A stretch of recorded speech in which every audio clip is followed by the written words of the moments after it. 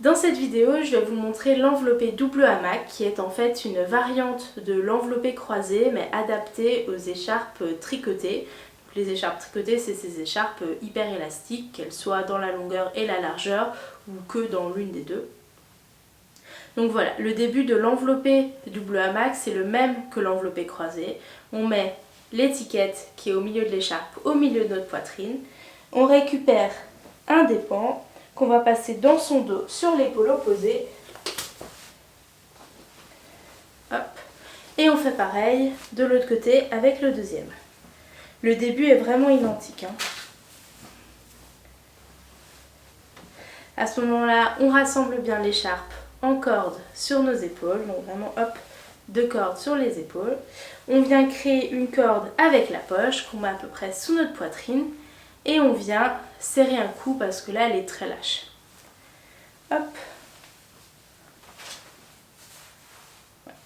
Avec l'écharpe, avec une écharpe tricotée, il faut quand même que vous puissiez encore passer vos mains dedans. Mais disons que puisque c'est quelque chose d'élastique qui va vraiment s'adapter, ne laissez pas trop de mou, sinon vous ne sentirez pas votre bébé en sécurité.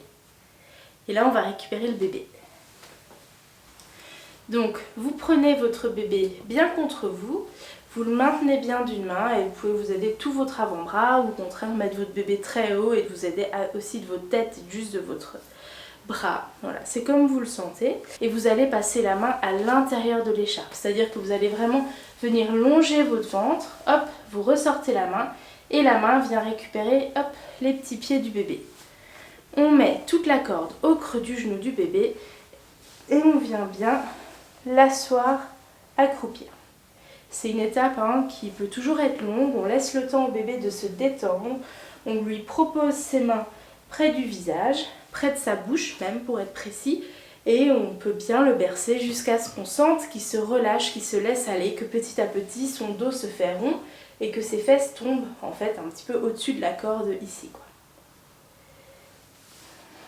Une fois qu'on sent son bébé relâché, on va venir sous notre aisselle, là ici, récupérer l'ourlet supérieur de l'écharpe. Hop, on va la remonter sur son dos et dès qu'on a passé ses fesses, la main va bien venir tenir le tissu pour éviter d'emmener trop de tissu sur le dos du bébé et puis aussi d'être trop brusque et d'arracher du coup tout le tissu. On accompagne bien notre bébé, on le soutient bien et là on va pouvoir faire notre serrage. Donc comme avec l'écharpe tissée, il faut ou se souvenir ou alors tâtonner pour retrouver quel pan est en dessous.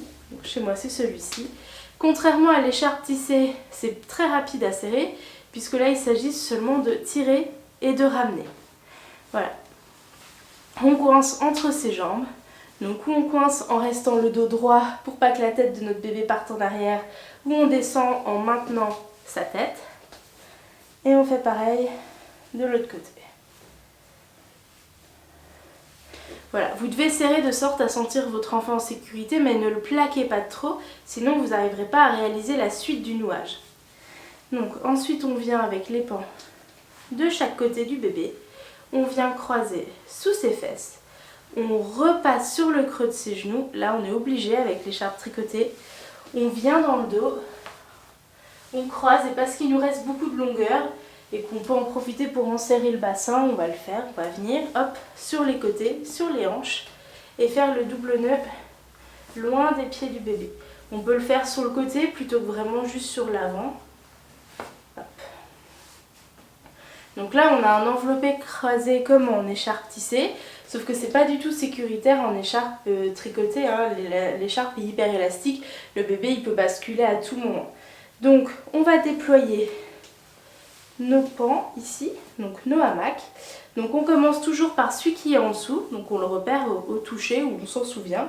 C'est le premier qu'on a installé.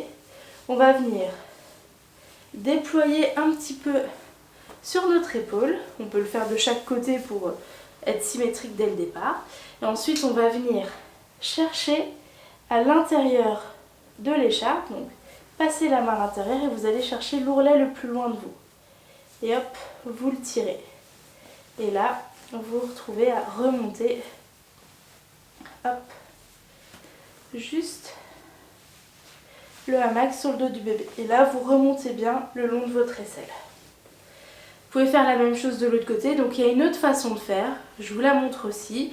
Vous choisissez celle que vous voulez.